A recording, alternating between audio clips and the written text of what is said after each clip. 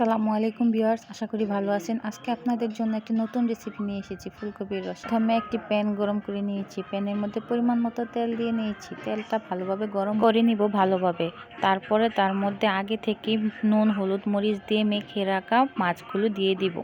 মাছগুলো দিয়ে দেওয়ার পর এক পিঠ যখন ভাজা হবে তখন মাছগুলো উল্টে দেব।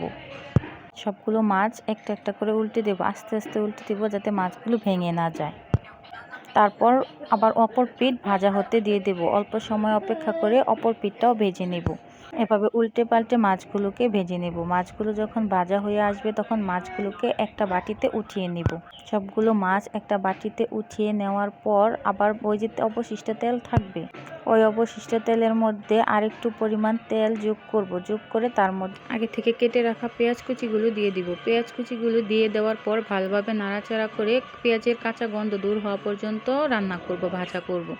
পেঁয়াজগুলো ভাজা হয়ে গেলে এর মধ্যে একে একে মরিচ গুঁড়ো, হলুদ গুঁড়ো এবং স্বাদ মতো লবণ দিয়ে দেব।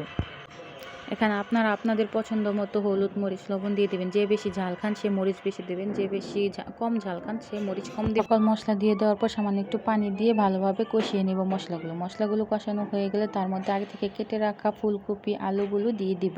ফুলকপি এবং আলুগুলো ভালোভাবে মশলার সাথে মিশিয়ে কষিয়ে নিব। ভালোভাবে কষানো হয়ে গেলে এর মধ্যে পরিমাণ মতো পানি ঢেলে দেব। আপনারা আপনাদের পরিমাণ মতো যতটুকুতে মনে হবে সিদ্ধ হয়ে যাবে ঠিক ততটুকু পরিমাণ পানি দিয়ে নেবেন। পানি দেওয়ার পর এর মধ্যে আগে থেকে ভেজে রাখা মাছগুলো দিয়ে দেবো। মাছগুলো দিয়ে একটা ঢাকনা দিয়ে ঢেকে দেবো, রান্না হবে। ফিরে এলাম 10 মিনিট পর। 10 মিনিট পর আমার রান্নাটা প্রায় হয়ে এসেছে। আমার আলুগুলো সিদ্ধ হয়ে গেছে, রান্নার পানিও শুকিয়ে গেছে।